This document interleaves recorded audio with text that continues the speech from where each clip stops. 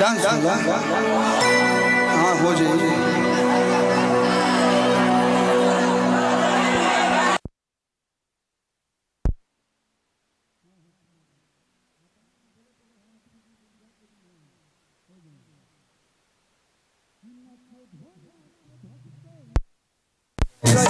अच्छा नागिन वाला फुफुकारो से तो बुझा जाए एक ना घसे न करेगा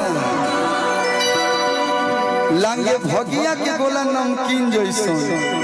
आज रतियो लागत वे दिन जैसन तना चो भोला के भक्त ठीक है भैया लोग के मन में डांस के गाना बजा के डांस हो जाए ठीक है डुएट सॉन्ग है एगो गाना आप लोग सुने रहने लोग बाबा धाम के। अच्छा केकर शादी बियाह हो गइल हो नहीं क्या भाई कोनो जना के नहीं क्या एने से भैया वाह हम दूसरा जिला के का कहीं हमारे जिला बंडा बा अभी तक नहीं प्यार बार हुआ ही होगा करम में तो लड़का आगे बढ़े से सिखाओ तनी पीछे में रहो भैया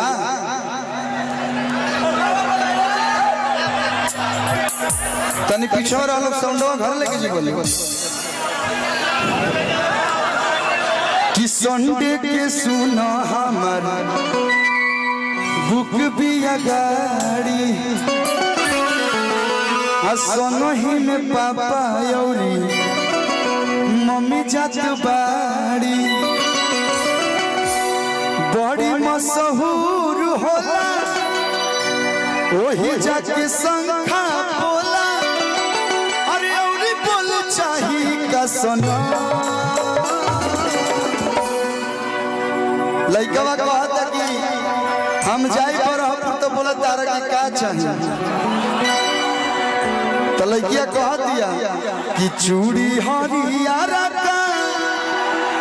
अरे ले आई है रे सवारा का मैं भाई लोग के मन लो तनी मनी हल्का फुल्का डांस होके के चाहिए हमरा ज्यादा ना आवे खुश रहो एक बार इस बाबू के लिए जोरदार ताली बजा दीजिए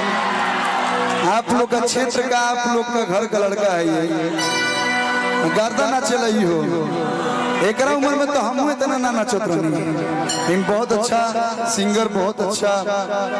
एक्टर है ये नमस्ते ठीक है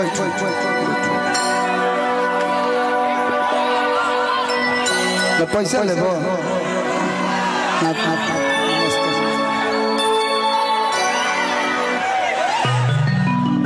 तब जी कि बड़ी मशहूर होला अरे वही जाके संखा बोला अरे और बोल चाही का सना भैया चूड़ी हरियारा काले है सवारा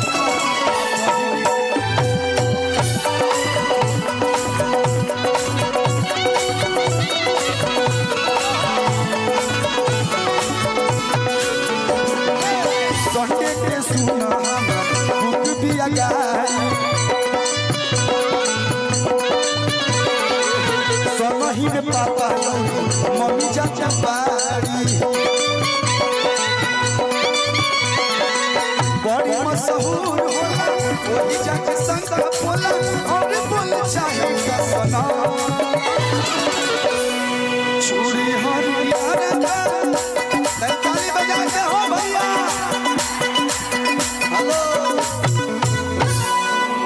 कौन जिला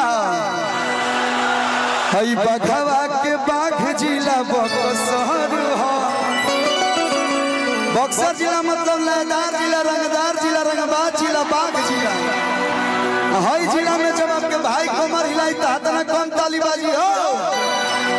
तनी दोनों हाथ उठा काहे के बा आ चूड़ी हरियारा काले लाई है रे सवारा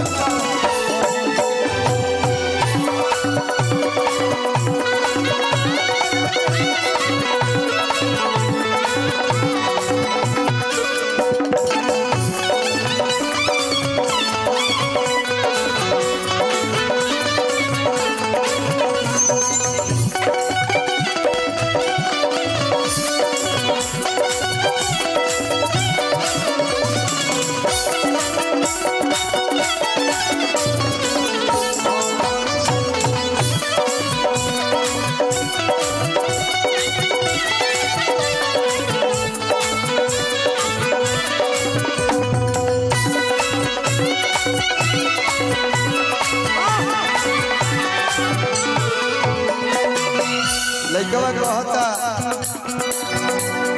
देखो बरहपुर में भीड़ ज्यादा होला।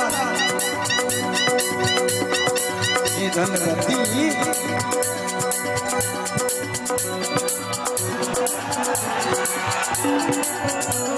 तो हंसत क्या बोला हम देखो तनी इने से ऐसे देखल में गांधी जी लोग तो बुझाला ओरिजिनल ले ले। बहुत बहुत धन्यवाद भैया। लड़का कहता पर हम में भीड़ ज्यादा होला देखो हम भुला जाई तुम मिस कल मार मार के याद पर आवत रहियो मन पर हम के बेरी बेरी कॉल हो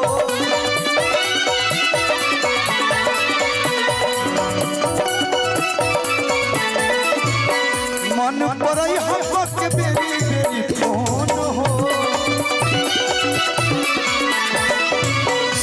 कवि के भाव सुनी बाबा संतोष बाबा हम तो भीड़ भाड़ में हम रहबू तू एक लोन हो।